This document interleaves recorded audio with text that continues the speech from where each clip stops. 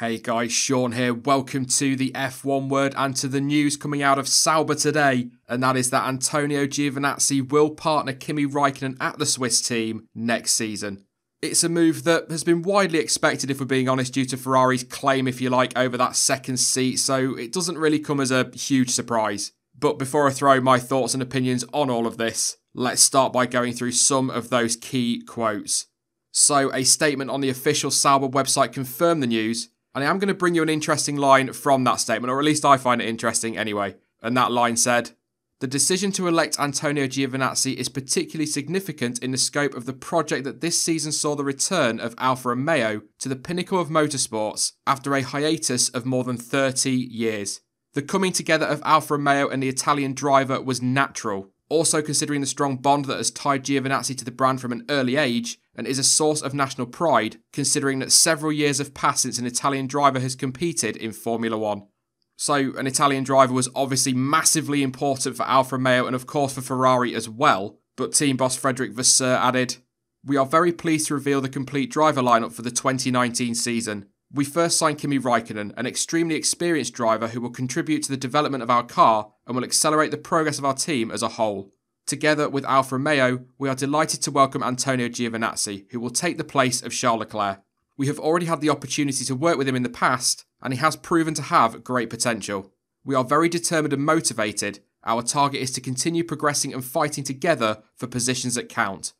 And the last of these quotes, Antonio Giovinazzi said, "I am delighted to be joining the Alfa Romeo Sauber Formula 1 team. This is a dream come true, and it is a great pleasure to have the chance to race for this team. As an Italian, it is a huge honour for me to represent a brand as iconic and successful as Alfa Romeo in our sport. I would like to thank the Scuderia Ferrari and the Alfa Romeo Sauber F1 team for giving me this great opportunity. I am very motivated and cannot wait to start working towards achieving great results together." So, there we go then, another driver lineup confirmed, and as I said at the start, it's not really a great surprise. I mean, for one, he has been pretty much constantly linked with the team over the last couple of seasons, but two, with Alfa Romeo on board and those ties to Ferrari, putting a young Italian Ferrari driver in that second seat makes total sense commercially. What it also does is it gives Antonio Giovinazzi the chance to show what he can do, especially when you consider the criticism he gets for those two outings he had with Sauber at the start of 2017, show that that's not representative of what he can do. I'm not going to sit here and lie, I'm not the biggest fan of the Italian, I'm not going to suddenly change that view just because he's got a seat in Formula 1 now. There is no denying he's a good driver, he's shown that through the feeder series. But there is a lot of young talent out there now that, for me, are already outshining him. Ultimately though, and I guess perhaps in contradiction to what I just said, he does deserve a chance, and those Italian ties make it a match made in heaven.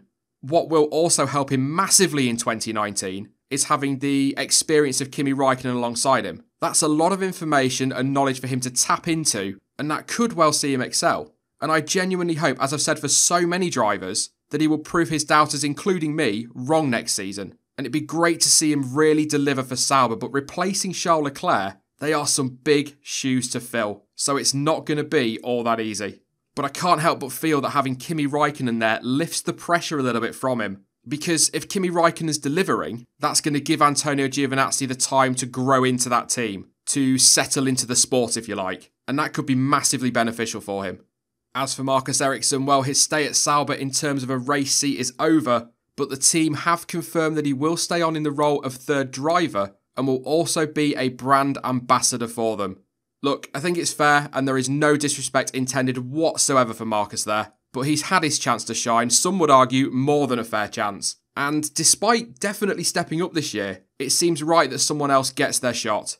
In many ways, it would have been nice to see him get a seat somewhere else, given how much better he has been in 2018, perhaps at Williams. You know, his backers bring money, and with Lance Stroll on his way to Force India and Martini leaving as well, Williams are going to need the money. But as his role at Sauber has already been confirmed, that's obviously not going to happen now.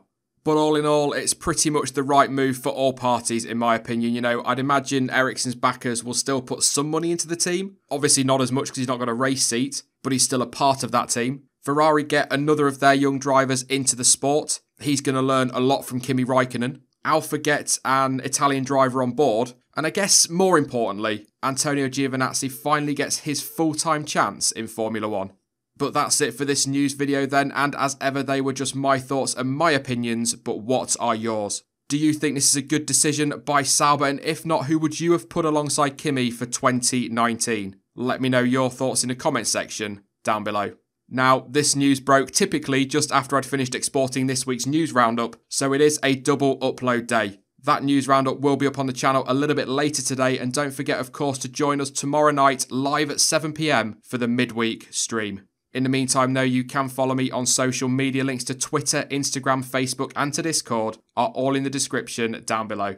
But as ever, thank you for watching. I've been Sean, this has been the F1 Word, and until next time, goodbye.